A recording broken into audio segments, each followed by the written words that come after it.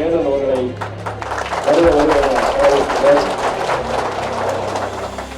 பாரதிய ஜனதா கட்சியினுடைய துணைத் தலைவர் மரியாதைக்குரிய சகோதரர் சக்கரவர்த்தி அவர்களை வரவேற்கிறேன்.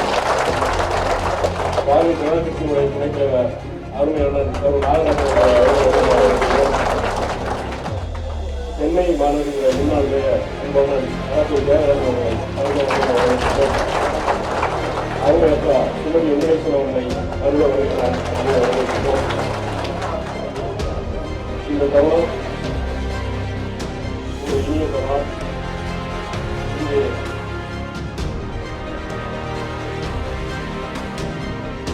அரை நூற்றாண்டு 60 ஆண்டுகளுக்கு முன்பு அண்ணா அவர்களால் ராஜின்சன் பூங்காவில் அண்ணா அவர்களால் துவக்கப்பட்ட திராவிட முன்னேற்ற கழகம் இன்று கமலாலயம் அண்ணாமலை அவர்களால் கோன்சல் செய்யப்படுகிறது. அரை நூற்றாண்டு தமிழகத்தினுடைய அரசியல் களம் ஐபிஎல் மேட்ச் மாறும். திராவிடத்துக்குள்ளே போட்டி நடக்கும். இன்னைக்கு சென்னை டீம் விளையாடும், நாளைக்கு ஒன்சப்பேட்டை விளையாடும், அந்த மாதிரி. ஆனால் சமீபமாக ஒரு 2 ஆண்டுகளுக்கு உட்பட்டுதான் தேசியத்திற்கும் திராவிடத்திற்குமான போட்டியாக இன்றைக்கு தமிழகம் மாறியுள்ளது. அந்த களத்தில் தமிழகத்தினுடைய பாரதிய ஜனதா கட்சி முன்னின்று இழுத்து செல்வகம் மரியாதைக்குரிய அண்ணாமலை. இங்கே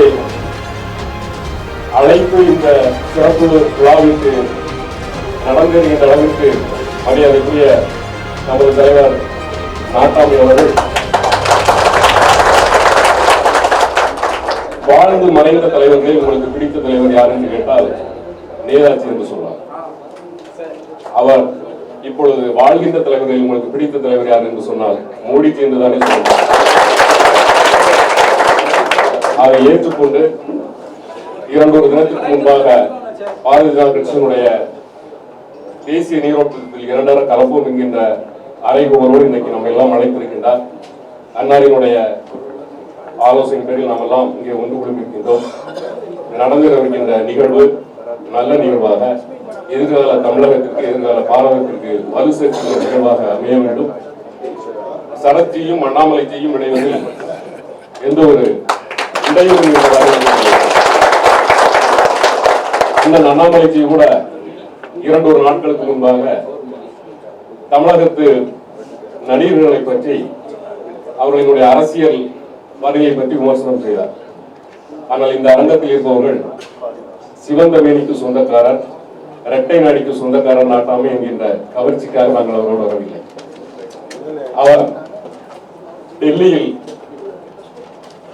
செய்திகள் வாசிப்பது ராமநாதன் என்கின்ற கணீர் குரலுக்கு சொந்தக்காரனான எங்கள் தந்தை நேருவோடு நட்பு பாராட்டிய ராமநாதனின் புதல்வர் என்ற அடிப்படையில் தேசியம் அவரோடு கலந்திருக்கிறார். எங்கள் தலைவரை அரை நிறுவனத்தில் ரசித்த எங்கள் தொண்டருக்கு தெரியும், அவரது புஜத்தில் தேசிய கொடியை பச்சை குத்தியிருப்பார். ஆக தேசியம் அவரோடு கலந்திருக்கிறது. கேபிகேவினுடைய மைத்துனர் என்ற முறையில் திராவிடம் அவரோடு கலந்திருக்கிறது. தமிழர் தந்தை நாம் தமிழர் இயக்கத்தினுடைய நிறுவனர் சி.ப. ஆதித்தனாரினுடைய புதல்வர் என்ற அடிப்படையில் தமிழ் தேசியம் அவரோடு கலந்திருக்கிறது. மதுரை மண்ணினுடைய மகத்தான தலைவர் ஏ.டி.கே. தங்கமணியினுடைய புதல்வர் என்ற அடிப்படையில் கம்யூனிசமும் அவரோடு கலந்திருக்கிறது. இந்த அரசியல் பின்னணியில் தான் நாங்கள் அவரை ரசித்து அவரோடு தொடர்ந்து பயணித்து இந்த இயக்கத்தில் வலு சேர்த்து இன்றைக்கு ஒரு தேசியத்தின் சாயலில் தேசியத்தின் நீரோடையில் கலந்து மாண்புமிகு மோடிஜி அவர்களை 3வது முறையாக பிரதமர் ஆக்குவதற்கு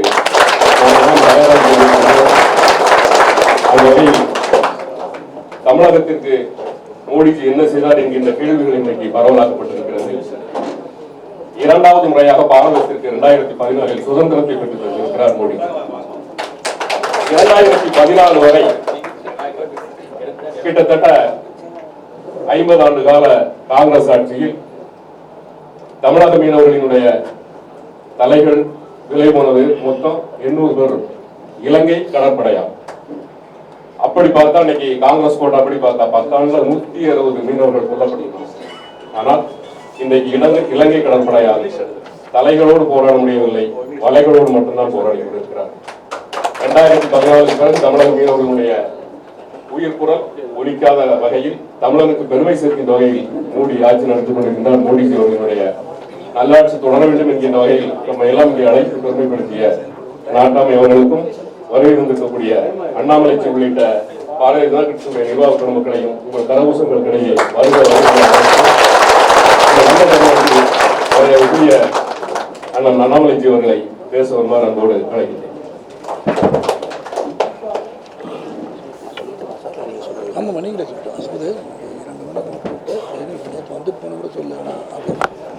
அன்பார்ந்த பெரியவர்களே, தாய்மார்களே, இன்று பாரதிய ஜனதா கட்சியினுடைய குடும்பம் பெரிதாக இருக்கிறது.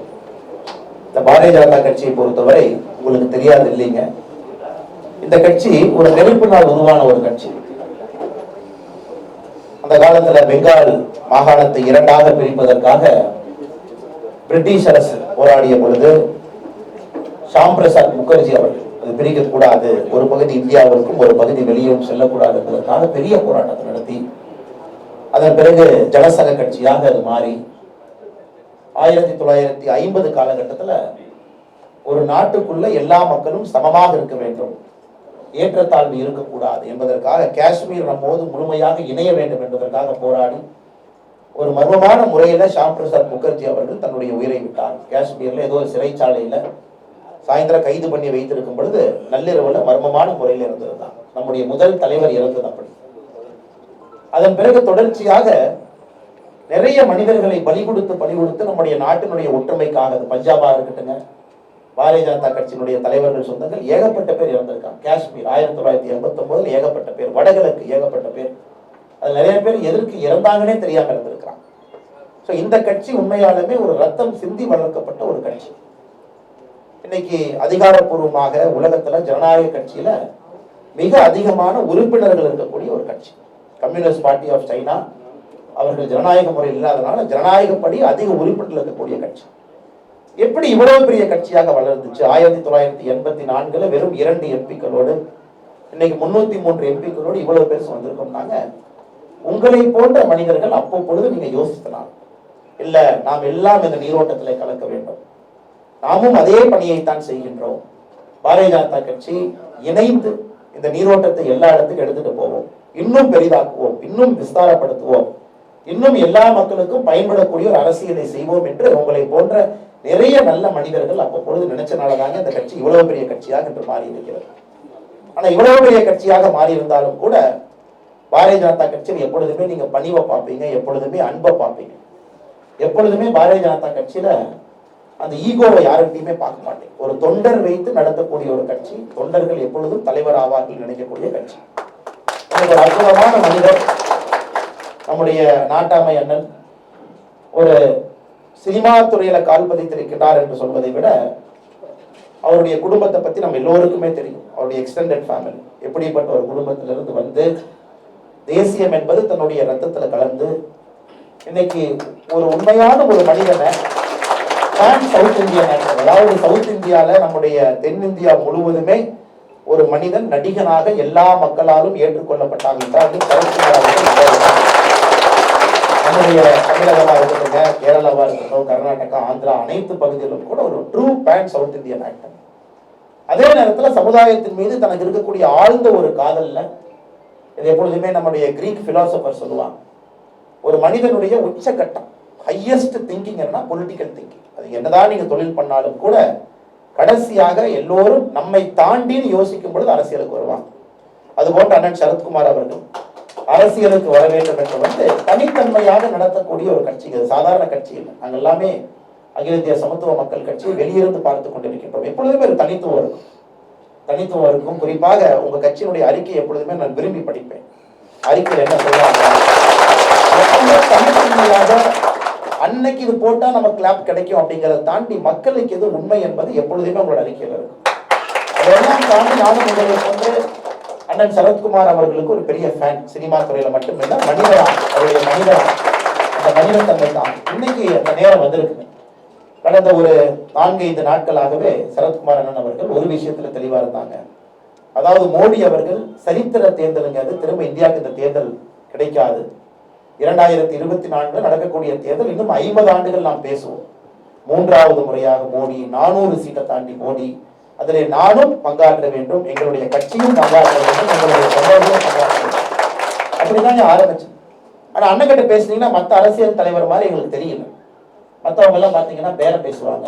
நான் வந்தா எனக்கு என்ன லாபம், உங்களுக்கு என்ன லாபம், இப்படி என்ன லாபம். இவர் பேசியதெல்லாம் இவர் வந்தால் மோடிக்கு என்ன லாபம் மட்டும் கேட்டாரு, நாட்டுக்கு என்ன லாபம்.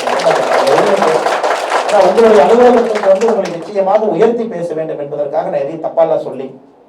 நேற்று ஆச்சரியம் என்னன்னா, இவ்வளவு நடந்து முடிந்த பிறகு நேற்று நம்முடைய அலுவலகத்திற்கு தலைவர்கள் எல்லாம் முன்னிறுக்கி இருக்கக்கூடிய எல்லா தலைவர்கள் வந்திருந்தார்கள்.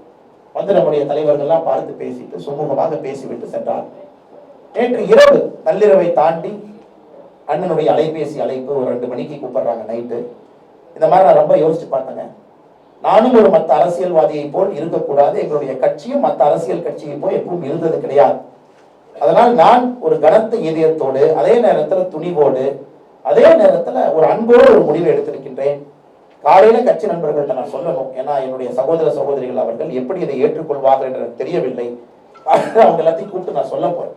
என்ன சொன்னாருன்னாங்க, நான் முழுவதுமாக அகில இந்திய சமத்துவ மக்கள் கட்சியை மோடி அவர்களோடு இணைத்து தேசிய நிறுவனத்தில் கலந்து நான் 2024 தேர்தலுக்காக பாடுபட போகின்றோம் என்கின்ற வார்த்தையை சொன்னாங்க. அதனால தான் நான் பேச ஆரம்பிக்கும் பொழுது சொன்னேன், பாரதிய ஜனதா கட்சியினுடைய குடும்பம் பெரிதாக இருக்கிறது சொன்னாங்க. இதுல ஒரு வேற்றுமையோ ஏற்றத்தாழ்வோ, இவங்க இன்னைக்கு வந்தாங்க நேற்று வந்தாங்க என்று பாரதிய ஜனதா கட்சி எப்பொழுதுமே பார்க்காது. பாரதிய ஜனதா கட்சியினுடைய நோக்கம் 2 தான் நாங்க பாக்குறோங்க. இன்னைக்கு பாரதிய ஜனதா கட்சியில் இருக்கிறவங்க நாளைக்கு பாரதிய ஜனதா கட்சிக்கு வரப்போறோம். அப்படித்தான் நாங்கள் அரசியலை பார்க்கின்றோம். யாரும் நமக்கு நேற்று வந்தாங்க வெளியிருந்து வந்தாங்கன்னு எப்பொழுதுமே இந்த கட்சி பார்க்க. இப்ப பொறுப்பு எங்களுக்கு அதிகமாக இருக்கிறது. காரணம், ஒரு பெரிய நம்பிக்கையோடு இந்த மேடையில் இருக்கக்கூடிய நம்முடைய நாட்டாமை அண்ணன் சரத்குமார் அவர்களோடு அவருடைய கல்லூரி நண்பன் கிட்டத்தட்ட 52 ஆண்டுகளாக பயணம் செய்யக்கூடிய ஒரு அற்புதமான ஒரு மனிதன் நம்முடைய பொருளாளர் அண்ணன் சுந்தரேசன் அவர்கள் மேடையில் இருக்கிறாங்க. அதே போல நம்முடைய துணை பொதுச் செயலாளர்கள், மூத்த தலைவர்கள் அண்ணன் சுந்தர் அவர்கள், அண்ணன் ஈஸ்வரன் அவர்கள். செய்திகளை உடனுக்குடன் தெரிந்து கொள்ள சான்றோர் குரல் பக்கத்தை ஃபாலோ செய்து கொள்ளுங்கள்.